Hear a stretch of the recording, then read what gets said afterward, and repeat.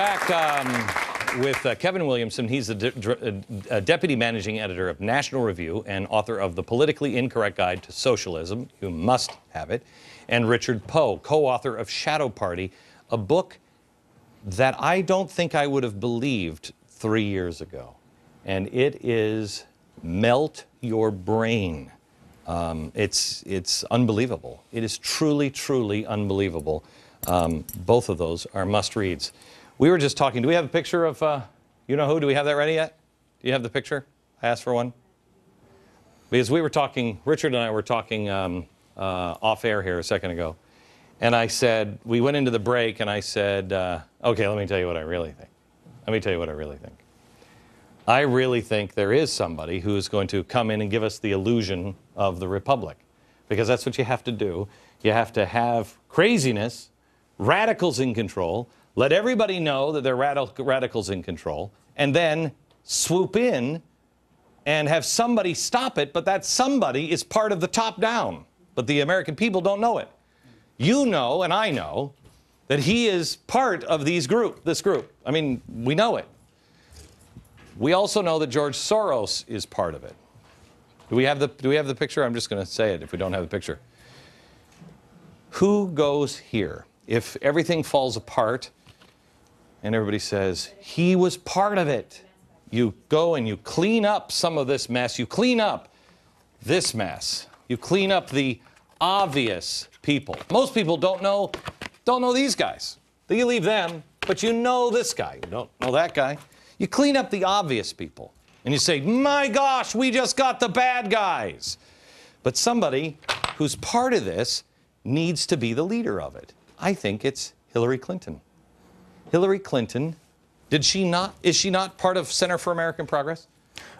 Hillary Clinton was the founder of the Center for American Progress, along with her partner, George Soros. They were the two moving principals who began it in 2002, 2003. And originally, it was widely seen and discussed in the left-wing press, such as The Nation, as Hillary Clinton's think tank. It was described in The Nation as a government in the wings waiting for President Hillary Clinton to come in. And indeed, although Hillary was not elected this time around, her Center for American Progress, her personal think tank, again I'm quoting from the left-wing press, her personal think tank, as we've been discussing, provided many of the people who are now in Obama's administration, which is a very strange thing when you think that that Obama and Hillary are supposed to be deadly enemies and rivals, and then all her of a sudden, think tank fills up his administration with her people. Isn't that strange? Because I don't think Hillary Clinton, I don't think she's a Marxist. Is she a Marxist? I think she is. She's a genuine leftist. I believe she has unlike Mr. Soros, I believe she has a genuine belief in her progressive agenda. Yes, albeit corrupted. She's an extreme liberal progressive, but she's not a Marxist communist. She's not these guys, right? No. Yeah, she's not these. Definitely not. Okay, so Hillary Clinton comes in because this is her government. As you just said, this is her government. Shadow Party. This is it. She set it up. Business people. She can help rat these people out. They're useful idiots. They're useful idiots. Now that, I want you to know, is a conspiracy theory. That one's just me. I'm trying to figure out so that one is a conspiracy theory. Let me go to, we have Jason. Where's Jason? Right here. Jason. You've been talking over the past couple years about, the czars and the different people in the government, and they're somewhat a little vague. So I was wondering, tangibly speaking, like, for example, Cass Sunstein, you refer to him as like a tweaker of regulations. So can we pinpoint perhaps several examples of specific regulations he has tweaked over the course of a couple years? Let me give two that are just happening right now. Right now they're going after guns. They're going after your guns, and they're going to do it through regulation. They are just regulating, well, this gun is really for sports. This one's not. So they're going to tweak the regulations. You have it on guns. There was another one that happened this week. You have it currently happening in healthcare. Kevin, what else do you have? Well, I mean, the interesting thing about Cass Sunstein and his position is that he has a hand in every regulation, right? Yep. And I mean, there's nothing that goes through the White House in terms of regulatory invention that he doesn't have a hand on. And what he's been put in charge of is this panel that's supposed to review all of the federal regulations, looking for things that are onerous or obsolete or outdated or anything like that.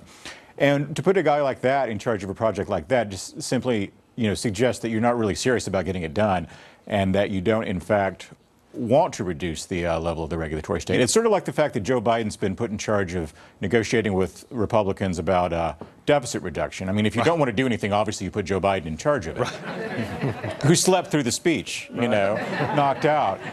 So, I think what people often overlook about the way the regulatory state works is that it's a way to implement public policy without paying for it.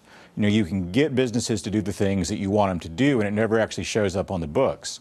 We spend about $1.7 trillion a year in regulatory compliance costs for American businesses. That's more than businesses pay in corporate income taxes. It's more than all corporate profits in America put together.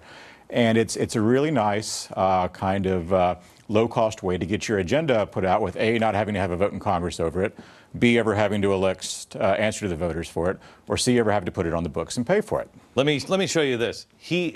Indoctrination of youth and control the message, we'll do that. Control the message, he's doing. Education regulation, control big business, he's doing. Electoral stuff he's involved with, not in this. I don't know about that.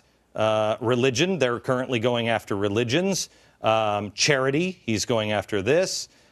History, I don't know. This one is really important, indoctrinate youth and control the message, because his official title is the head of the Office of Information.